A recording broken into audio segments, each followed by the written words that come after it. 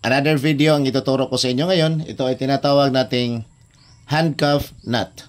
Ito ay ginagamit kung tayo ay nagtatali po sa kamay ng tao o tayo ay nagtatali po ng paa po ng hayop. So ganito po. So magsimula po tayo guys by making a loop. Ganyan o. Yung right over sa left. Ganyan.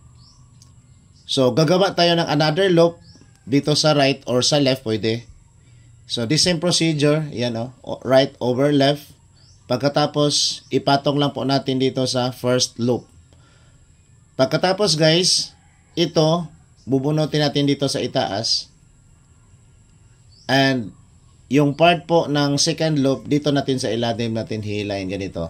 Okay. So this is very adjustable knot guys.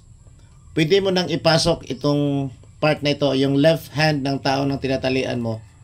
Ganyan. At dito rin ang kabila. So adjustable po siya. So pwede natin i-apply ito. Halimbawa sa mga pulis, may nahuli po sila, pwede nilang ilagay yung left hand dito ng tao at ito naman sa right part of the hand. So ganyan. Thank you for watching.